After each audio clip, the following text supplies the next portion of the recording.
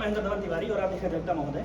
आज का ये वीडियो बहुत खास इसलिए होने वाला है क्योंकि आज की वीडियो में हमारे साथ हैं अभिराम पांडे, जिन्होंने 2022 के LLB ऑनर्स के एंट्रेंस में पहली रैंक हासिल की थी। तो आज हम बात करेंगे अभिराम पांडे से, उनके अनुभव को जानेंगे और आपकी इस इंटरव्यू से बहुत बड़ी मदद होने वाली है। तो आइए बात करेंगे अभिराम पांडे से। हमारे साथ है अभिराम पांडे। अभिराम, स्वागत है आपका अधिवक्ता महोदय में। अभिराम, हम पिछले कुछ वर्षों से प्रयास करते हैं कि जो लखनऊ विश्वविद्यालय के इस प्रतिष्ठित संकाय में प्रवेश लेने के इच्छुक लोग हैं LLB 5 कोर्स में, उनका अपने इस वीडियो के माध्यम से, इस चैनल के माध्यम से कुछ मार्गदर्शन कर सकें। तो आज के अपने इस वीडियो में चूँकि आप रैंक 1 रहे हैं पिछली बार, तो आपके पास ढेर सारी बताने को बातें हैं। तो अपनी बात हम अभिराम आपके परिचय से शुरू करना चाहेंगे। तो सबसे पहले आप जो आपके छोटे भाई बहन आने वाले हैं अगले सेमेस्टर में, अगले वर्ष में, अगले सत्र में, सबसे पहले उनको अपना परिचय दे दीजिए। नमस्ते, मेरा नाम अभिराम पांडे है। मैं फर्स्ट ईयर सेकेंड सेमेस्टर का LLB 5 ईयर इंटीग्रेटेड कोर्स का छात्र हूँ और मैंने अपनी schooling CMS Gomti Nagar 1 2022 year में अपनी ख़त्म की थी। और क्या कितना मार्क कितना था आपका, परसेंटेज कितने थे? मेरे परसेंटेज उसमें 97%, ह्यूमैनिटीज़ से 97% थे। तो कैसे मन में आया आपके लॉ करने का, क्या विचार रहा, कैसे आया? मेरे पापा भी लॉयर हैं, एडवोकेट हैं, तो उनको मैं देखता था, थोड़ा मुझे प्रेरणा मिली। और लॉ मेरे हिसाब से हर एक व्यक्ति को आना भी चाहिए। एक ऐसा वो सब्जेक्ट है, वो ऐसा एक क्षेत्र है जो हर एक व्यक्ति को आना चाहिए। इससे आपका रैशनल आप हर तरह से डेवलप होते हैं। तो अगर हम ये समझा जाए कि यदि आपके पिताजी वकील नहीं होते तो आप लॉ नहीं करते? शायद नहीं करते, शायद। अच्छा, तो बहुत सारे सवाल हैं, बहुत सारे सवाल यूट्यूब के कमेंट सेक्शंस में आते रहते हैं, फ़ोन पर आते रहते हैं। मैं एक एक करके उन सवालों को आपके सामने डालूंगा। तो सबसे पहले जो किसी भी बच्चे के लिए, चूँकि मुझे लगता है 12 के आसपास एंट्रेंस है, समय बहुत कम बचा हुआ है, बच्चों ने जो भी तैयारी अपनी कर रखी है उसको ध्यान में रखते हुए क्या ऐसा लास्ट मोमेंट पे क्या ऐसा करना चाहिए, सिवाय कोचिंग के, सिवाय किसी बहुत भारी भरकम वीडियो के, मतलब क्या वो बच्चा ऐसा क्या करे जो खुद से वो प्रिपेयर खुद को कर सके? मेरे हिसाब से कुछ ही बहुत कम दिन शेष है और इसमें किसी बच्चे को अपने रिवीजन पे ज़्यादा ध्यान देना चाहिए। आप ये कर सकते हैं कि आप 1-2 घंटे अपने दिन के निकाल के, अगर आपको कुछ नया पढ़ना है तो आप पढ़ सकते हैं, लेकिन आप कुछ इम्पॉर्टेंट सब्जेक्ट्स का ही रिवीजन पे ध्यान दें। अभिराम, टोटल 100 सवाल आते हैं जहाँ तक मुझे लगता है, 100 सवाल और 90 मिनट। तो ये जो 100 सवाल हैं, क्या इनका कुछ मतलब ऐसा बंटवारा है कि कितने सवाल किस सेगमेंट से, कितने सवाल किस सेगमेंट से, ऐसा कुछ याद आता है आपको? ये बहुत मतलब ऐसे अलग से बंटवारा नहीं किया गया, लेकिन कई सारे सब्जेक्ट से आते हैं। हमें ये पता है कि सबसे ज़्यादा सवाल पॉलिटी से आते हैं और हिस्ट्री सबसे ज़्यादा सवाल पॉलिटी से आते हैं। अभिराम बता रहे हैं कि सबसे ज़्यादा सवाल पॉलिटी से आते हैं। तो एक एक करके हम बात करते हैं। पॉलिटी के लिए जैसे 12th लेवल का जो छात्र है, जो 12वीं पास करके लड़का आ रहा है, हो सकता है वो साइंस साइड से रहा हो या हो सकता है कॉमर्स से रहा हो। तो मुझे लगता है कॉमर्स और साइंस वालों के लिए तो पॉलिटी एक थोड़ा सा नया है। तो मान लीजिए आप तो चलिए ह्यूमैनिटीज़ से थे, मैं ऐसा नहीं कह रहा हूँ कि आप ह्यूमैनिटीज़ से थे तो आपको पॉलिटी बिल्कुल आती रही होगी, आपने भी तैयारी की होगी। लेकिन जो एक नया बच्चा है कॉमर्स का या साइंस बैकग्राउंड का, वो पॉलिटी कहाँ से पढ़े? इस विश्वविद्यालय के एंट्रेंस के स्तर का पॉलिटी कहाँ से पढ़े? मैं अपनी बात बताता हूँ। मैंने एक प्राची करके एक पब्लिशर है, उनकी एक बुक थी जनरल अवेयरनेस की, उसमें पॉलिटी भी आती थी। मैंने उससे पढ़ा। पॉलिटी में देखिए, आप मेन अपना सिविक्स का ही वो मटेरियल होगा, बस आप उसमें अपना ड्राफ्टिंग कमेटी और कॉन्स्टिट्यूएंट असेंबली की हिस्ट्री जोड़ दें थोड़ा, उससे ज़्यादा हट के कुछ नहीं आएगा पॉलिटी में। और अगेन कुछ उसमें भी अपने वही कॉन्स्टिट्यूशन से ही रिलेटेड पूरा होगा। उसमें कुछ इंपॉर्टेंट आर्टिकल जैसे फंडामेंटल राइट्स, वो लोग ज़्यादा पूछ सकते हैं, और उन्हीं से रिलेटेड कुछ डॉक्ट्रिन्स होती हैं, doctrine of Eclipse, colourable legislation वगैरह वगैरह, ऐसी चीज़ें वो ज़्यादा पूछेंगे। और ये आप किसी भी जनरल नॉलेज की किताब से पढ़ सकते हैं। मतलब पॉलिटी के लिए बहुत परेशान होने की आवश्यकता नहीं है। बहुत ज़्यादा। कॉन्स्टिट्यूशन के जो बड़े चर्चित आर्टिकल्स हैं, फंडामेंटल राइट वाला पोर्शन आप बता रहे हैं, और कॉन्स्टिट्यूएंट असेंबली के बनने को लेकर के क्या भारतीय राष्ट्रीय कांग्रेस के सवाल, अधिवेशन को लेकर के सवाल, ये सब भी कुछ आए थे कभी? वो थोड़ा इतिहास का पार्ट। अच्छा, जी, वो मॉडर्न हिस्ट्री में उसको बोलेंगे, मॉडर्न हिस्ट्री का। ओके। तो पॉलिटी के लिए इतना पर्याप्त है, पॉलिटी के पॉलिटी लिए इतना पर्याप्त है भाई। जैसे आर्टिकल्स आपका हो गया, आपका ये ड्राफ्टिंग कॉन्स्टिट्यूएंट असेंबली की इतिहास हो गया, आपका ये प्रधानमंत्री, राष्ट्रपति जितने भी हुए हैं, उप प्रधानमंत्री या ये chief ministers, governors, chief justice, इनके थोड़े बहुत आप इतिहास जान लें, सबसे पहले जैसे प्रधानमंत्री कौन थे या ऐसी चीज़ें आप जान लें, तो ये सब पूछा जा सकता है। तो पॉलिटी के लिए इतना पर्याप्त है। इतना पर्याप्त। पॉलिटी के बाद जो एक बड़ा पोर्शन है वो कहाँ से आता है? हिस्ट्री से। तो हिस्ट्री में मेडिवल, एंशिएंट या मॉडर्न हिस्ट्री? मॉडर्न सबसे ज़्यादा लोग प्रेफर करते, मतलब इम्पोर्टेंस की सबसे ज़्यादा मानते हैं मॉडर्न हिस्ट्री। लेकिन मैं कहता हूँ कि मॉडर्न के साथ साथ आपको मेडिवल पे भी ध्यान देना चाहिए। और ऐसा एंशिएंट अकबर के समय का सवाल या मुगल काल, ये सब मेडिवल में आ जाए। अकबर ये सब मेडिवल में आ जाएगा। एंशिएंट में आपका वही हड़प्पा सिविलाइजेशन, वैदिक काल। तो मुझे लगता है वेदों से, मैं अभी पिछले वीडियो में शायद मैंने जो सवाल इकट्ठे किए थे उसमें कुछ वेदों के को लेकर के एक आध सवाल था। बिल्कुल आ सकता है वेद। और मैं ये कहूँगा कि आप लोग बुद्धिस्ट काउंसिल्स जो हुई थी, जैन काउंसिल्स हुई थी, इनमें भी आप थोड़ा ज़्यादा ध्यान दीजिए। ये मुझे याद आ गया अचानक से, क्योंकि ये काफ़ी इंपॉर्टेंट क्षेत्र है उस इतिहास का। और जब बात करें इन तीनों पार्ट्स की, हिस्ट्री के तीनों पार्ट की, तो उसमें से सबसे ज़्यादा फ्रूटफुल कौन सा एरिया है? मॉडर्न लोग कहते हैं मॉडर्न है, और मैंने देखा भी है कि उससे कुछ ज़्यादा परसेंटेज सवाल आते हैं मॉडर्न हिस्ट्री। और मॉडर्न हिस्ट्री में जब हम बात करें सवालों की, तो वहाँ पर जो सवालों का स्तर है वो क्या है? जटिल है कि सामान्य है? मैं बहुत ज़्यादा कठिन बहुत ज़्यादा कठिन देखेंगे, क्योंकि अब आपने तो, आप रैंक 1 है तो जाहिर सी बात है आपने बहुत अच्छे से तैयारी की होगी, तो आपके लिए चीज़ें आसान रही होंगी। लेकिन मॉडर्न हिस्ट्री की अगर बात करें तो कहाँ से पढ़ा जाए मॉडर्न हिस्ट्री? मॉडर्न हिस्ट्री भी आप लूसेंट की किताब लोग प्रेफर करते हैं। मैंने खुद जो प्राची की, वही मैं बताती, जनरल अवेयरनेस की किताब है। आप कहीं से भी, आपको जहाँ से जनरल नॉलेज का मिल जाए, उसमें इतिहास पूरा वो मेंशन रहता है। इतिहास, पॉलिटी, जनरल साइंस, जो चीज़ें आपके लिए ज़रूरी हैं वो सब उसमें मेंशन रहेगा। मेरे ख्याल से उसमें जितना भी मेंशन होगा वो पर्याप्त है। कोई ऐसा सवाल मॉडर्न हिस्ट्री का आपको याद आ रहा है भाई? मॉडर्न हिस्ट्री का आपको मुझे बता रहा है। अच्छा, ठीक है। तो पहला पोर्शन आपने बताया पॉलिटी का। पॉलिटी के और हिस्ट्री के सवाल लगभग कितने कितने रहे होंगे, कुछ अंदाजा है? पॉलिटी के रहे होंगे मेरे ख्याल से 10 से 15 हो सकते हैं, और इतिहास के भी 5 से 10।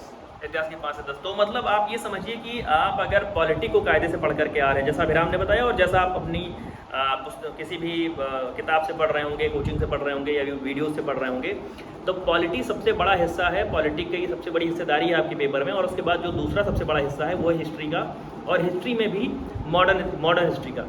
तो ये 2 विषय हो गए। और रीजनिंग के सवाल आते हैं। लॉजिकल रीजनिंग भी एक अभिराम ऐसी ही चीज़ है कि कुछ लोगों के लिए बिल्कुल नहीं होगी, और जो मैथ बैकग्राउंड से मुझे लगता है उनके लिए थोड़ा सा वो आसान भले हो। बाकी जो आपके लिए कैसा रहा था रीजनिंग? मेरे लिए आसान था। देखिए, मेरे हिसाब से अगर आप इस पर थोड़ा सा भी प्रयास करेंगे तो ये आपको बहुत ज़्यादा बाद में जाके बहुत अच्छा आपके लिए साबित होगा, क्योंकि ये काफ़ी स्कोरिंग सब्जेक्ट है। और मैं क्यों कह रहा हूँ स्कोरिंग है, क्योंकि ये आप थोड़े से समय में भी सीख सकते हैं जी। सवाल बहुत ज़्यादा इससे कठिन नहीं आते हैं। आपको अगर थोड़ा सा भी आइडिया है तो मेरे हिसाब से कोई भी बच्चा ये निकाल सकता है। लॉजिकल रीजनिंग में सवाल क्या, जैसे डायरेक्शन के सवाल आते होंगे?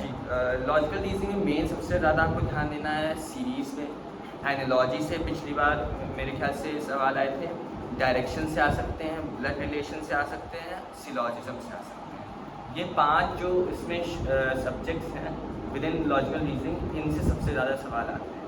ब्लड रीजनिंग, वो ब्लड रिलेशन हुआ, और नंबर वाला आपने बताया, नंबर सिस्टम बताया। जो सिलॉजिज्म आपने बताया वो थोड़ी सी नई चीज़ है लोगों के लिए, वो क्या है? सिलॉजिज्म में आपको 2-3 स्टेटमेंट्स दे देते हैं, जैसे all animals are humans, no human is animal, कुछ ऐसे करके सवाल आपको दे देंगे। और आपको एक वहाँ पे क्या कहते हैं, एक ग्राफ प्लॉट करना होता है, जिससे आपको जवाबों के उत्तर आते हैं। जैसे मैं आपको एक एग्जांपल ले दूँ कि ऑल ह्यूमंस आर एनिमल्स, और नो पैरेट इज़ एनिमल। तो आपको उसके ही अकॉर्डिंग 3 नीचे ऑप्शन दे दिए जाएंगे, जिनमें से आपको चुनना पड़ेगा कौन सा सबसे ज़्यादा सही है। तो इसमें से पहला ऑप्शन मान लीजिए, जो हम सही वाला लेते हैं, वो करते हैं कि नो ह्यूमन इज़ पैरेट। अब क्योंकि मैंने कहा था कि no parrot is animal, and all humans are animals.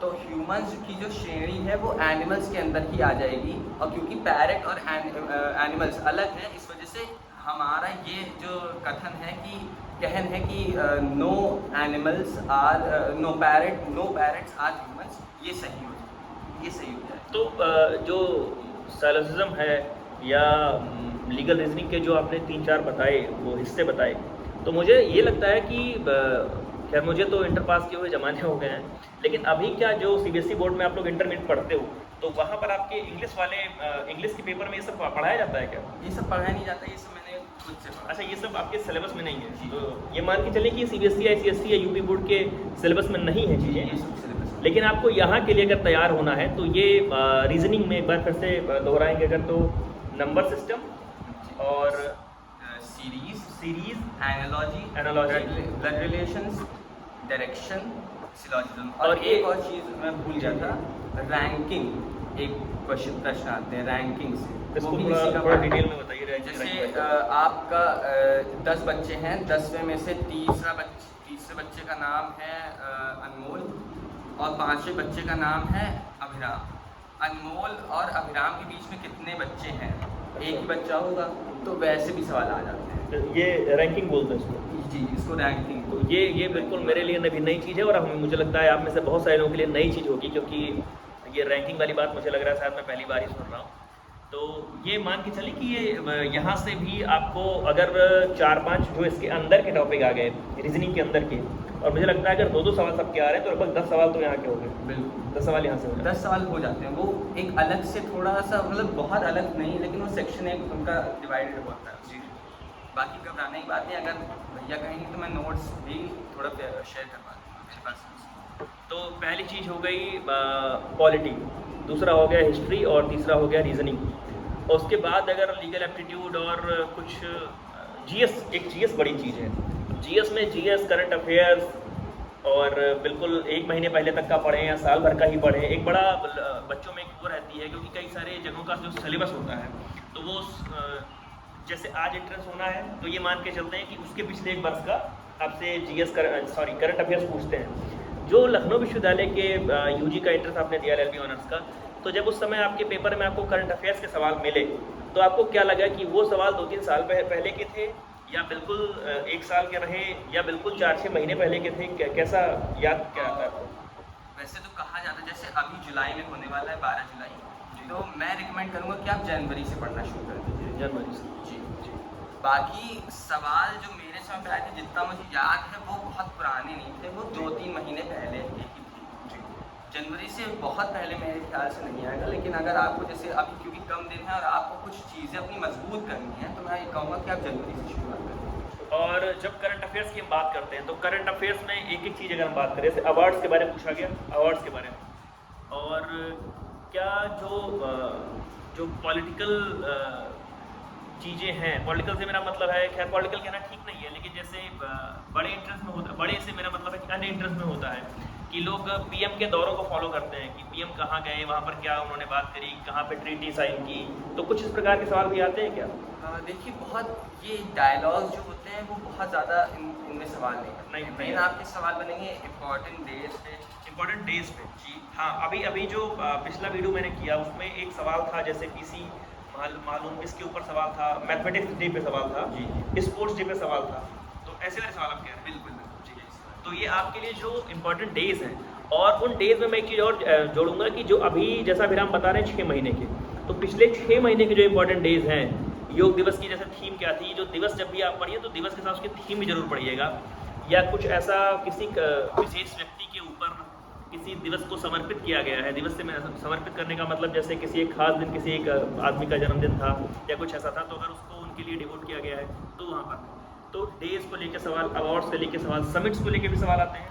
Summits को लेके आ सकते हैं, जैसे G20 इस समय बहुत चर्चा में जी। समिट्स को लेके आप से वही होंगे कि कहाँ वो हुआ है, या फिर उनसे कौन सा, अगर कोई चार्टर वार्टर, कोई बहुत इंपॉर्टेंट चार्टर है वो साइन हुआ, तो वो पूछ सकते हैं कि वो कहाँ साइन हुआ है। समिट्स और इम्पोर्टेंट चार्टर से सवाल, और क्या सवाल ऐसे कोई अपॉइंटमेंट वगैरह को लेके सवाल बड़े अपॉइंटमेंट वगैरह से आ सकते हैं कि अगर कोई बहुत इंटरनेशनल ऑर्गेनाइजेशंस हैं, इवन कुछ जो इम्पॉर्टेंट नेशनल ऑर्गेनाइजेशंस हैं उनके कौन चेयरमैन अगर कोई नए बनाए गए हैं तो उनसे आपके सवाल बन सकते हैं। बाकी मैं ये भी कहूँगा कि आप इम्पॉर्टेंट ऑर्गेनाइजेशंस की भी एक लिस्ट बना लीजिए, उसमें आप उनके हेड्स, उनके हेडक्वार्टर्स और किस ईयर में उनकी स्थापना हुई, ये सब चीज़ें भी लिख लें तो आपके लिए बहुत ही काम भी आएगा। और करंट अफेयर्स में और कहाँ से सवाल आने की कुछ उम्मीद है? और गवर्नमेंट स्कीम से भी आ सकते हैं, अगर कोई बहुत अच्छी गवर्नमेंट स्कीम आई, और यदि अगर नई स्कीम भी ना हो, कभी कभी ऐसा भी होता है कि वो किसी स्कीम का नाम दे सकते हैं और आपसे पूछ सकते हैं कि वो किस ईयर में लॉन्च हुई। तो जो बड़ी स्कीम्स हैं, अच्छा जब चूंकि ये लखनऊ का पेपर है, लखनऊ विश्वविद्यालय का पेपर है, तो इसमें जो ऐसी स्कीम्स को लेकर अगर आप सवालों की बात कर रहे हैं तो क्या वो स्टेट गवर्नमेंट की स्कीम्स पूछे जाने की संभावना है या यूनियन गवर्नमेंट की? मेरे हिसाब से यूनियन की ज़्यादा संभावना। Union government. अभी एक चीज़ अचानक ये भी याद आई कि क्या मतलब कुछ लोकल सवाल पूछे जाते हैं, कुछ यूपी स्तर के सवाल, राजकीय पशु, राजकीय पक्षी टाइप के सवाल?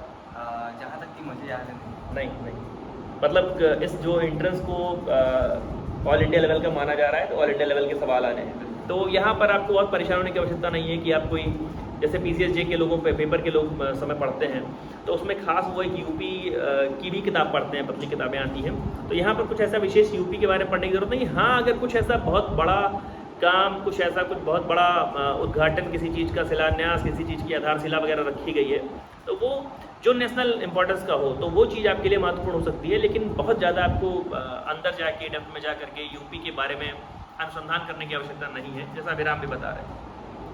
तो करंट अफेयर्स में और कुछ याद आ रहा है आपको?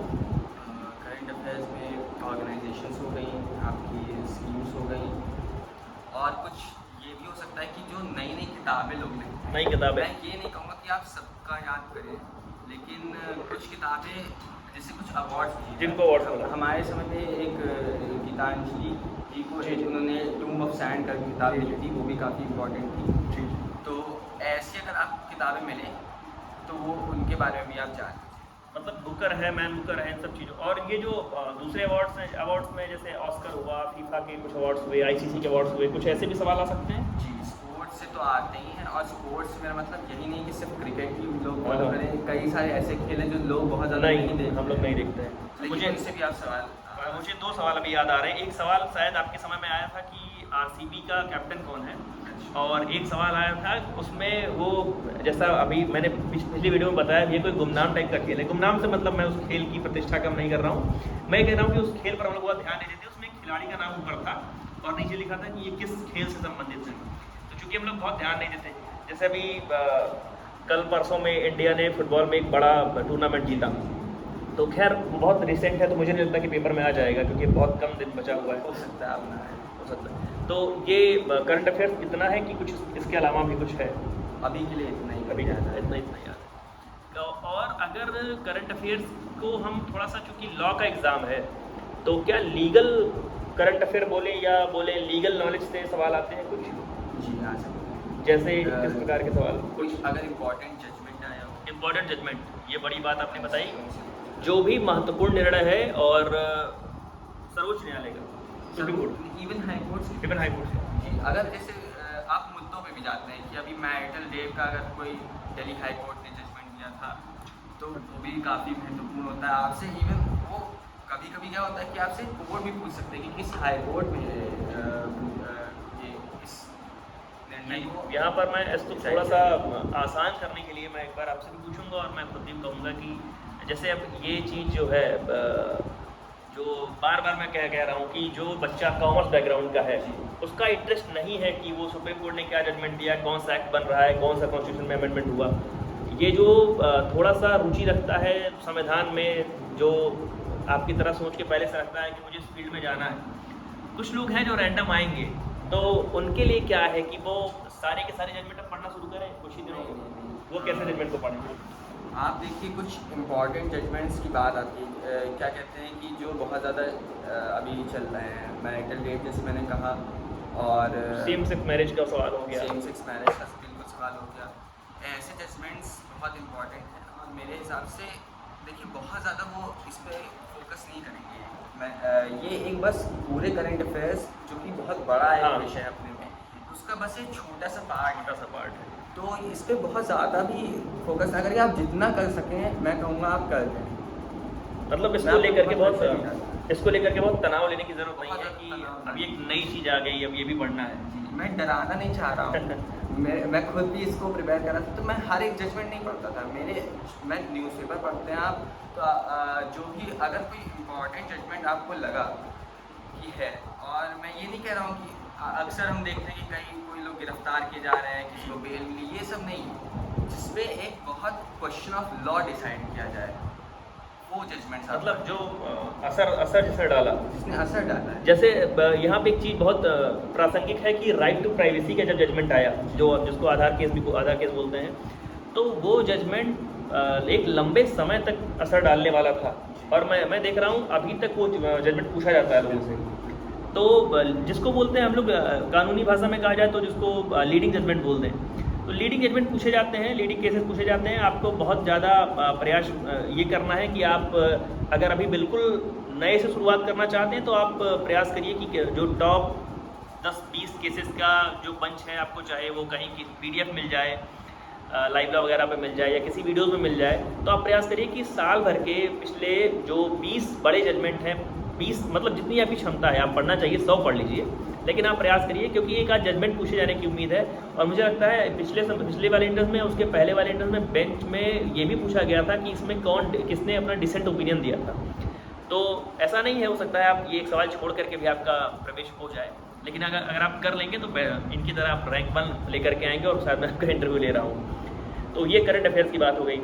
और जो ग्रामर है, जो इंग्लिश ग्रामर सवाल वहाँ से आते हैं। इंग्लिश ग्रामर का भी वो अलग पूछते हैं, 5 से 10 सवाल आपके आएंगे, और मेन आपकी वोकैबुलरी भी आएंगे। आपको एक शब्द दे दिया जाएगा और आपसे पूछा जाए, और 4 ऑप्शन दे दिए जाएंगे, आपसे पूछा जाएगा कि इन चारों में से वो कौन सा शब्द दिए हुए शब्द से सबसे ज़्यादा सिमिलर है या फिर एकदम ऑपोजिट है। तो ये तो मुझे लगता है इंग्लिश में बच्चे पढ़ के आ रहे होंगे 12th में या हाई स्कूल में, तो पढ़ के आ रहे होंगे। तो यहाँ पे इंग्लिश को लेकर के थोड़ा सा चिंता कम है कि कम की है इन्होंने कि ऐसे वाले सवाल आते हैं तो जो उनका स्तर है, स्तर से मेरा मतलब है कि जो उनका पैटर्न है वो शायद आप पढ़ करके आ रहे हो, तो उसमें बहुत ज़्यादा परेशान होने की ज़रूरत नहीं है। उसके लिए कोई बहुत अलग से गाइड खरीदने की या कोई अधिक मेहनत करने की ज़रूरत शायद नहीं है।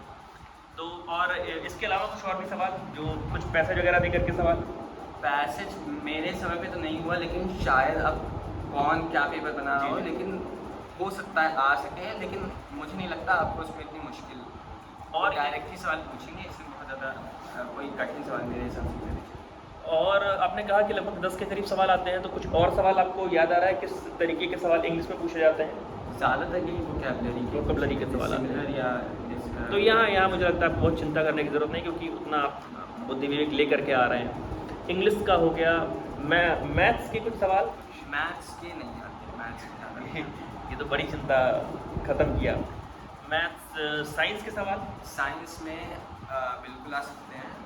यही मैं ये कहूँगा कि बहुत ज़्यादा घबराने की ज़रूरत नहीं है, क्योंकि साइंस से सवाल आपके कम आएंगे, लेकिन जैसे फिज़िक्स में हो गया कि कौन से किसी पर्टिकुलर चीज़ को किसी ने इन्वेंट किया, ऐसे सवाल आ सकते हैं। केमिस्ट्री से हो गया कि आपसे कुछ इम्पॉर्टेंट चीज़ों जो कंपाउंड्स हैं या कुछ केमिकल्स हैं उनके फॉर्मूलेज वो पूछ सकते हैं, कभी कभी ऐसा होता है। और बायोलॉजी में कुछ जैसे विटामिन, हम कई सारी चीज़ें पढ़ते हैं कि इस मिनरल की डिफिशिएंसी से, विटामिन की डिफिशिएंसी से हमें डिजीज़ होते हैं, ये सब भी पूछे जा सकते हैं। तो ऐसे सवाल ही मेरे ख्याल से पूछे जाएंगे। अगर आप इस पर थोड़ा भी ध्यान दे दें तो मेरे ख्याल से इसमें दिक्कत नहीं है। साइंस में दिक्कत होगी। तो यदि आपको याद आ रहा हो कि साइंस में फिजिक्स, केमिस्ट्री, बायो, इनमें से सवालों की संख्या किस हिस्से से ज़्यादा रहती है? पिछली बार मैंने देखा था कि स्कैटरिंग ऑफ लाइट का शायद एक क्वेश्चन आया था, ये फिज़िक्स का पार्ट है। तो मुझे ज़्यादा सवाल इससे याद नहीं आ रहे हैं। 3 से 4 ही सवाल होंगे, और ज़्यादा जोर फिज़िक्स पे और बायोलॉजी पे रहेगा, केमिस्ट्री पे उतना जोर नहीं रहेगा। फिजिक्स और बायोलॉजी पर ज़्यादा, केमिस्ट्री थोड़ा सा कम। तो पॉलिटी, हिस्ट्री, लॉजिकल रीजनिंग, और मैथ्स, इंग्लिश, इसके करंट अफेयर्स को लेकर के हमने बात करी। इसके अलावा कुछ कंप्यूटर के सवाल वगैरह, कंप्यूटर के ज़्यादा है, कंप्यूटर के सवाल हैं। कंप्यूटर की नहीं है। और कुछ ऐसा कुछ याद आपको अगर आ रहा हो कि इनके अलावा कहीं कुछ ऐसा हिस्सा है जहाँ से सवाल आए? एक ये सब्जेक्ट शायद है भूगोल, ज्योग्राफी। इस पे भी सवाल आ सकते हैं। और इस पे आपसे फिजिकल ज्योग्राफी में आपसे पिछली बार ये प्रश्न पूछे गए थे कि ये पर्टिकुलर आइलैंड किस सी में है, ऐसे सवाल आएंगे। या फिर भारत से कौन कौन सी कंट्रीज बॉर्डर कर सकती हैं, ऐसे सवाल आपसे पूछे जा सकते हैं। तो ज्योग्राफी के सवाल जैसा अभिराम बता रहे हैं कि इंडिया की जो टेरिटरी है, इंडिया की जो लाइंस है, वो कहाँ कहाँ किन किन देशों से मिलती हैं, या मुझे लगता है ये जब आप ये पढ़ रहे हैं तो ये भी देख लीजिएगा कि किस स्टेट की बाउंड्री से कई सारे देशों से मिलती है। और आइलैंड वाला सवाल आपने कहा, आइलैंड आइलैंड्स भी आ सकता है। जैसे शायद पूछा गया था कि अंडमान एंड निकोबार आइलैंड्स या लक्षद्वीप शायद पूछा गया था, वो किस हाँ, लक्षद्वीप वाला सवाल आया है। और यहाँ पर एक चीज़ और इम्पोर्टेंट ये हो जाती है कि कई सारे आइलैंड वगैरह का नाम भी बदला गया है बीच में, काफ़ी सारे तो चाहे उसको करंट अफेयर्स मान के पढ़िए, चाहे आप ज्योग्राफी मान के पढ़िए, तो उसको पढ़ा जा सकता है। कोई मिलिट्री एक्सरसाइज वगैरह के सवाल भी आते हैं। जी, अच्छा आपने याद दिला दिया। मिलिट्री एक्सरसाइजेस के भी सवाल आ सकते हैं और इस पर भी आप ध्यान दें तो ज़्यादा। वो मिलिट्री के देखिए आपसे नाम पूछेंगे, वो एडिशन नंबर बहुत ज़्यादा उस पर ध्यान नहीं देंगे। और मेरे हिसाब से और ऑब्वियसली नाम और कंट्रीज ये आप अगर याद कर लें किसी मिलिट्री एक्सरसाइज की तो आपको दिक्कतें नहीं। मिलिट्री एक्सरसाइज का मतलब युद्धाभ्यास हिंदी में कहें तो। और भारत किन किन देशों के साथ अभी पिछले साल भर में भारत ने युद्धाभ्यास वगैरह किया है, तो वो भी पढ़ने की ज़रूरत है। और जैसा आप पैटर्न अभी तक अभिराम बता रहे हैं और जैसा आप एग्ज़ाम दे के शायद इस चीज़ को देखेंगे, सीखेंगे, या हो सकता है आपने किसी सीनियर से राय ली हो, जो ज़्यादा सवाल आए हैं वो इस प्रकार के आए हैं जो एक इंटरमीडिएट के छात्र को जाने ये अपेक्षा की जाती है। अब जैसे मैं ये सलाह नहीं दे पाऊँगा कि बचे हुए 5 दिन के लिए आप द हिंदू खरीद लीजिए, इंडियन एक्सप्रेस खरीद लीजिए, वो तो समय चला गया है, अब आप अखबारों से नहीं पढ़ सकते। लेकिन यदि आपने पिछले साल भर लगातार अखबार पढ़ा होगा, चाहे वो इंडियन एक्सप्रेस पढ़ा हो, चाहे हिंदू पढ़ा हो, या कोई भी सामान्य अखबार पढ़ा हो, कोई डरने की बात नहीं है। तो जो मिलिट्री एक्सरसाइज के सवाल हो गए, अवार्ड्स के सवाल हो गए, अपॉइंटमेंट के सवाल हो गए, चुनाव के किसी आंकड़े के सवाल हो गए, किसी बड़े फेरबदल के सवाल हो गए, तो मुझे लगता है ये सब तो अखबार से ही आ जाना चाहिए। ये एकदम आ सकता है। इसके लिए आपसे कोई मतलब बचे हुए समय में कोई पत्रिका खरीदना, कोई नया उसको नए सिरे से शुरुआत करना, मुझे लगता है बहुत ठीक नहीं है। जी, आपका बर्डन ही बढ़ेगा मेरे हिसाब से, क्योंकि आप देखिए अब दिन बहुत कम है और पत्रिकाएँ, ये प्रतियोगिता दर्पण आती हैं, हम कई सारी चीज़ों के नाम सुनते हैं। ये सब आप तब लेके पढ़िए जब आपके पास 1 महीना हो। 5 दिन में आप अब अगर आप 6 भी किताबें पढ़ें और प्रतिदिन एक किताब पे आप ध्यान दें तो ये बहुत मुश्किल हो जाएगा। आप बाकी सब्जेक्ट्स पे जिन पे आपको ध्यान देना चाहिए आप उन पे ध्यान नहीं दे सकते। आप अखबार अगर आप पढ़ते आए हैं तो मैं ये कहूँगा कि आपके दिमाग में कहीं ना कहीं चीज़ होगी। ये मैं लखनऊ यूनिवर्सिटी के पेपर में बता दूँ कि क्योंकि नेगेटिव मार्किंग नहीं होती है तो आप एक रिस्क ले सकते हैं। रिस्क लेने का मतलब ये नहीं कि आप अंधाधुंध कोई भी ऑप्शन ले लें। अगर आपने वो कभी भी पढ़ा हो तो मेरे हिसाब से वो आपके दिमाग में आके आपकी मदद कर देगा। अखबार से आपको काफ़ी सहायता मिल जाएगी। और अभी मैं कहूँगा कि आप इम्पॉर्टेंट डेज़, ये जो कुछ टॉपिक्स हैं, important days, important organisations, appointments, books, ये सब आप बस एक तरह से रिवाइज कर लें। ये रिवीजन का समय है, ये कुछ बहुत ज़्यादा नया पढ़ने का समय नहीं है। अगर आपको नया पढ़ना है तो अगर आपकी अगर क्षमता में है तो आप प्रतिदिन 1 से 2 घंटा उसके लिए निकाल सकते हैं। ये जो आपने बताया कि कुछ नया नहीं पढ़ना चाहिए, ये मुझे लगता है एक शाश्वत सत्य भी है। और किसी को अपनी क्षमता को एक बार चैलेंज नहीं करना चाहिए। जो जितना पढ़ के रखा है उसको रिवाइज कर ले तो बेहतर है। बहुत नई चीज़, अभी मुझे एक चीज़ याद आई, आज मैं विश्वविद्यालय का ट्वीट पढ़ रहा था तो उसमें मैंने देखा कि लखनऊ विश्वविद्यालय, ये न्यूज़ है हिंदुस्तान की, कि लखनऊ विश्वविद्यालय में LLB इंटीग्रेटेड 5 वर्षीय पाठ्यक्रम के लिए एक सीट पर 37 अभ्यर्थियों की दावेदारी है और 42% की बढ़ोतरी हुई है पिछली बार की तुलना में। पिछली बार की तुलना में इस बार देखा जाए तो 5,864 आवेदन, 5864 आवेदन हैं और टोटल 160 सीट्स हैं। और इन 160 सीट्स के सापेक्ष एक सीट पर 37 लोगों की दावेदारी है। तो ये मेरे लिए भी सम्मान की बात है कि मेरे पास अभिराम बैठे हुए हैं। पिछली बार ये भी एक सीट पर मुझे लगता है 37 नहीं तो 30-32 के लोग करीब दावेदार रहे होंगे और उस समय की रैंक वन रही है। और इस बातचीत से मुझे लगता है आपको कुछ लाभ मिलेगा। प्रयास ये करिए कि इस बचे हुए समय का सदुपयोग कीजिए, जो पुरानी चीज़ें हैं उसको रिकॉल करने में, और नई चीज़ आप तभी पढ़िए जब आपके लिए वो समय बिल्कुल अलग से निकाला हुआ है। जैसा इन्होंने बातचीत की शुरुआत में कहा कि आप दिन में 1 घंटा निकाल करके, 2 घंटा निकाल करके, अगर आपको लगता है कि मैथ्स में मुझे अब सब कुछ चीज़ें आ गई हैं, लॉजिकल रीजनिंग मैंने पढ़ ली है, साइलोजिज्म जो आपने बताया, रैंकिंग का सवाल अगर आपको आता रहा है तो ठीक है। लेकिन अगर रैंकिंग का सवाल बिल्कुल नहीं आता है तो वो कोई नई चीज़ नहीं है। मैं कहूँगा रैंकिंग का सवाल आपको जानना चाहिए था, तो रैंकिंग के लिए आप समय निकालिए, बिल्कुल निकालिए।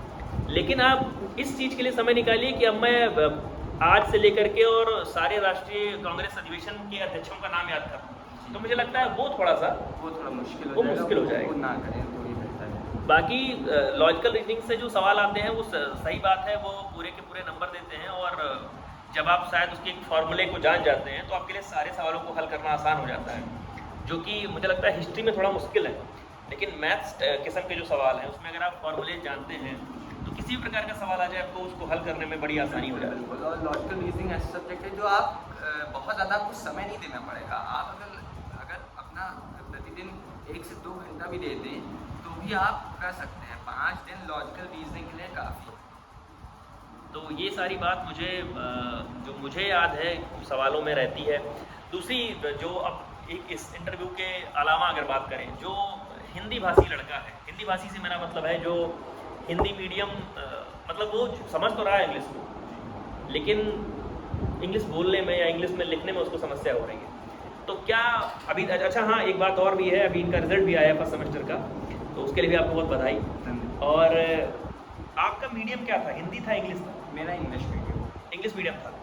आपके मन में सवाल आता होगा, मैं जान रहा हूँ, स्वाभाविक है। अभिराम, आपके साथ में 159 लोग और भी हैं। आपके यहाँ 2 सेक्शन है। आप जब क्लास में बैठते हैं तो क्या पाते हैं कि सारे के सारे लोग जो आए हैं, बैठे हैं क्लास में, वो सारे के सारे लोग इंग्लिश मीडियम पढ़ के आए हैं? मेरे हिसाब से तो अधिकतर लोग।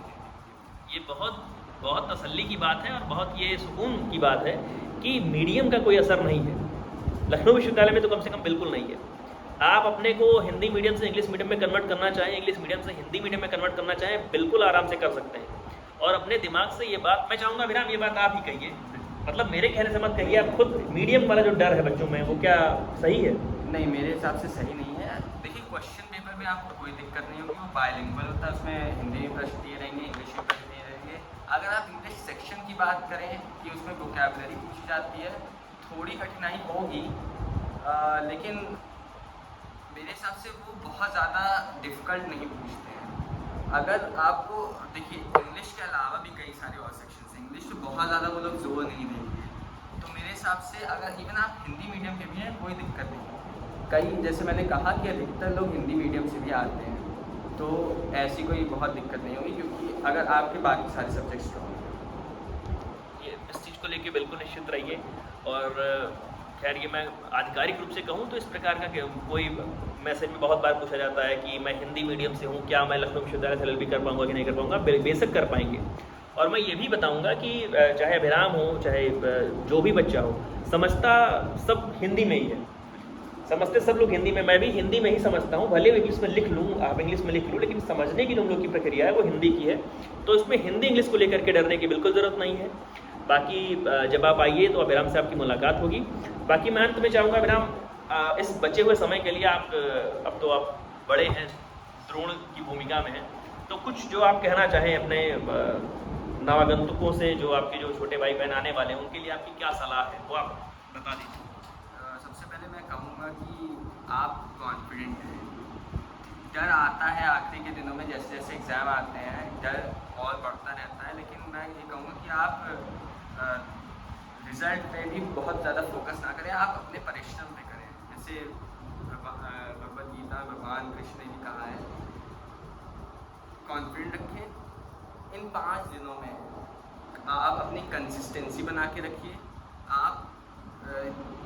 आप अपने टॉपिक से चलिए। आप समय, कुछ लोग का क्या होता है कि वो एक टाइम टेबल बना लेते हैं, मैंने कोई टाइम टेबल नहीं बनाया था, मैं प्रतिदिन एक टारगेट लेके चलता था कि मुझे इस दिन तक ये काम ख़त्म कर देना है।